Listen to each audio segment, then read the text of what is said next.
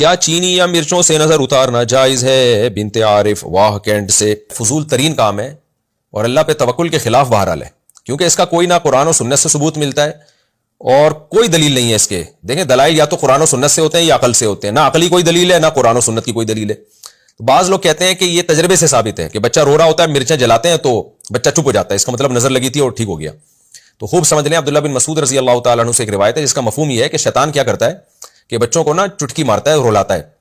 پھر اس کی اماں کیا کرتی ہے، وہ اس طرح کے ٹوٹکے کرتی ہے تو شیطان چٹکی مارنا چھوڑ دیتا ہے، تو ماں سمجھتی ہے میرے ٹوٹکے سے ایسا ہوا ہے، تو ماں کا اس ٹوٹکے پہ اور زیادہ یقین آ جاتا ہے، حالانکہ وہ ٹوٹکے کی وجہ سے نہیں ہوا ہوتا، وہ اس لیے ہوا ہوتا ہے کہ شیطان جب آپ ٹوٹکا کرتے ہیں بچے کو تنگ کرنا چھوڑ دیتا ہے تاکہ آپ کا ٹوٹکے پہ یقین آئے، تو بار بار شیطان کرے گا، بار بار آپ ساری زندگی مرچیں ہی جلاتے رہو گے بیٹھ کے۔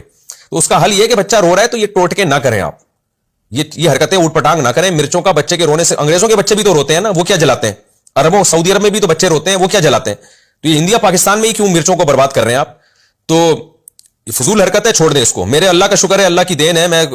تکبر میں نہیں کہہ رہا اور کوئی شو مارنے کے لیے نہیں کہہ رہا، اللہ نظر بس سے بچائے۔ میرے 15 بچے الحمدللہ، آج تک ہم نے نہیں کسی بچے پہ مرچیں جلائیں، ہمارے بچے بھی اللہ کے فضل سے بڑے ہو گئے،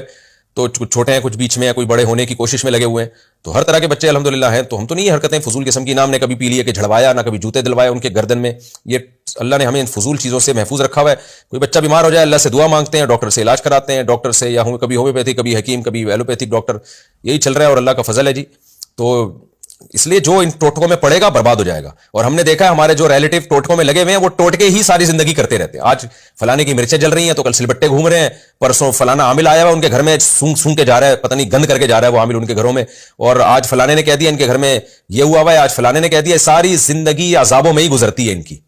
تو اللہ کے پر توکل کرو میرے بھائی، جب کوئی مسئلہ ہو، بچہ بیمار ہے، رو رہا ہے، زیادہ سے زیادہ سورہ فاتحہ، سورہ فلق، سورہ ناس پڑھ کے دم کر دو۔ اور کتنی اچھی دعا نبی صلی اللہ علیہ وسلم نے سکھائی ہے، حضرت حسن حسین پر آپ صلی اللہ علیہ وسلم وہ دعا پڑھا کرتے تھے، اعوذ بکلمات اللہ التامہ من کل شیطان وہامہ ومن کل عین لامہ، یہ نظر سے بچنے کی دعا ہے، یہ دعا پڑھ لیا کریں، بچے پہ دم کر دیا کریں، بس اتنا کافی ہے۔ مرچوں ویسی مہنگی ہو گئی ہیں اور ان چیزوں میں بھی مرچوں کو آپ کر رہے ہیں، تو آپ جلانا چھوڑ دیں، شیطان تنگ کرنا چھوڑ دے گا، ورنہ شیطان تو آپ کو پتہ ہے وہ آپ سے بڑی چیز ہے، وہ کرے گا نا آپ کے ساتھ کہ آپ یاد رکھو گے، پھر مرچیں ہی جلاتے رہو گے اور پھر مرچوں سے آگے بڑھائے گا، کہے گا اب کچھ ہو گیا، اب عاملوں کو لے کر آؤ، پھر وہ آئیں گے گھروں میں سونگیں گے آپ کی بنیان اور چڑیاں۔ اللہ نے عاملوں پر یہ عذاب رکھا ہے کہ لوگوں کی بنیان اور چڑیاں سونگتے ہیں۔